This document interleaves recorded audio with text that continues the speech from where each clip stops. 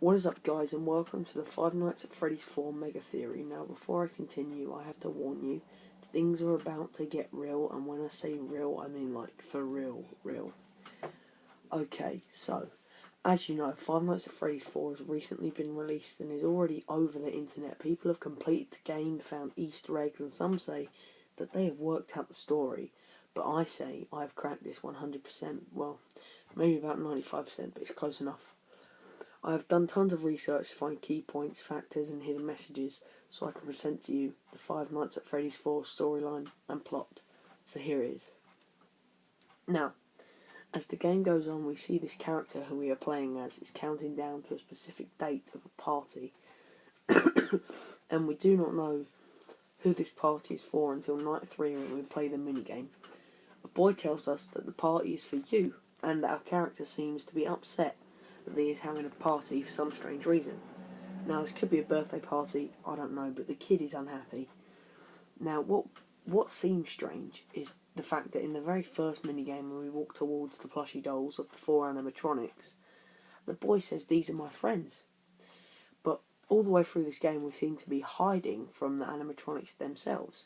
Now, you probably guessed this, but the only reason I can think of why he's doing this because we are actually in a nightmare, and each night we are playing in the boy's dreams, and then the mini games being reality.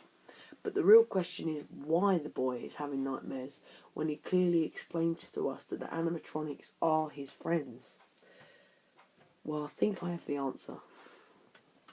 His brother. Yes, the whole reason as to why the small boy is having terrifying nightmares of these brutal animatronics is because of his brother and the older children. Notice how in one minigame his brother jump scares him wearing a foxy mask, and in another a girl explains to him about the business with the suits and how apparently people get stuffed in them when they die.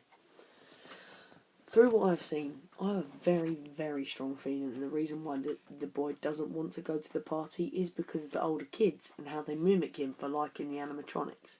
They obviously have heard rumours about people in suits and whatnot, so they are trying to scare the younger boy. Now, this is where things become complicated and serious, and how all of this that I've explained to you links in with the Five Nights at Freddy's storyline. Notice how that in the minigame on night 5, when the older kids are teasing the small boy about how he wants to kiss Fredbear, which ends up leading to the bite of 87, they are all wearing one mask of each animatronic. This is a huge hint that the 4 children are to become the victims, yes, the victims of the purple guy, and that their souls will soon be consumed to the animatronics of which mask they wear. Creepy, right? Now, you're probably thinking, hold on, what happened to Golden Freddy? He was possessed too. Well, let me tell you. Now, some people believe that Golden Freddy is actually Fredbear, or that he is a later version of him, because there is no real restaurant where Golden Freddy is present.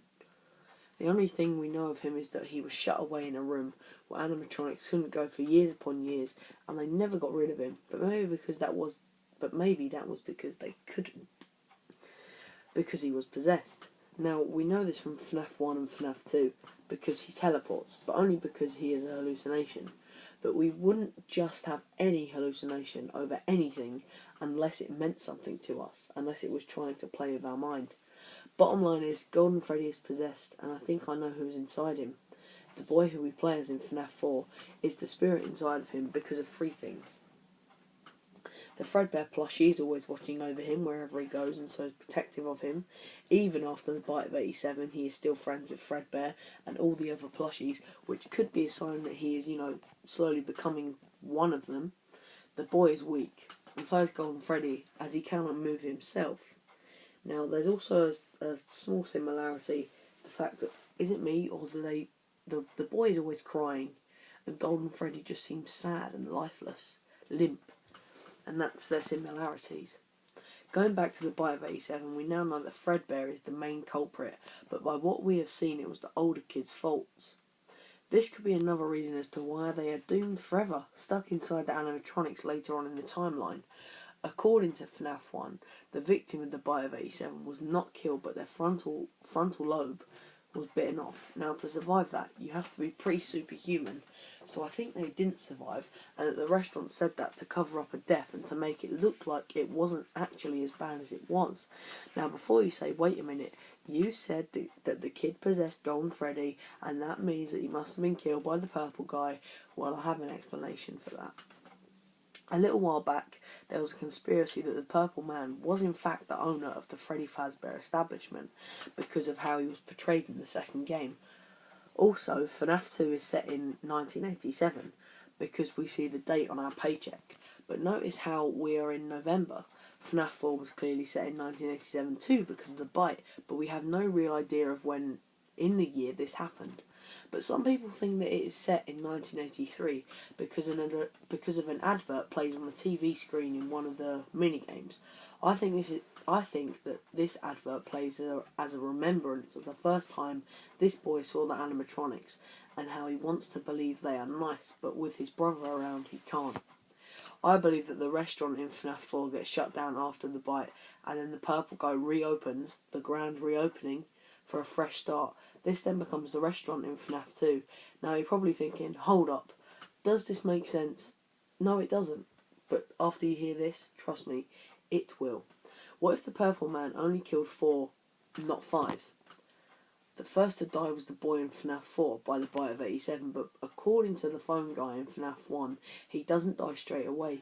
His frontal lobe was bitten off, then he lives for a period of time and then passes away later on that year. The other 4 children, the older children, were only killed by the purple guy because, yes, in this theory, the first child was his son. And all the way through FNAF 4, we are in the purple guy's house. Notice how in the room we are in each night, it kind of seems just a bit purple floor, purple walls, and there is a strange kind of garbled radio sound that you hear through the nights. Well, that sound reversed is actually the entire voice recording of the phone guy on the first night in Five Nights at Freddy's 1. Seems a little bit suspicious, you get the idea. The Purple Man was to avenge his son, and by doing this he killed the 4 teenagers.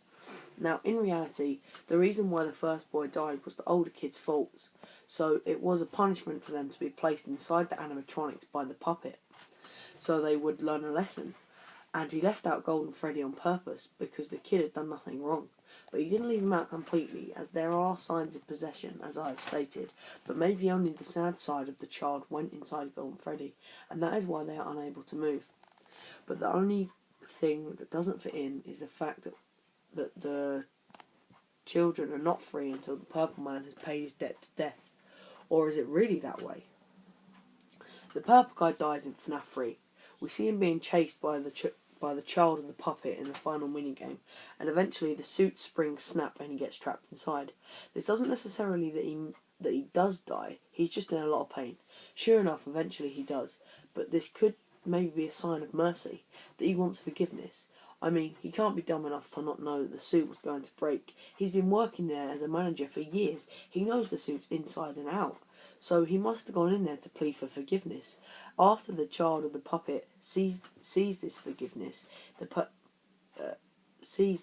he forgives the Purple Man for killing him. He rounds up the dead children and gets them to give cake to the Golden Freddy child. This is the only way that the 5 children could be released.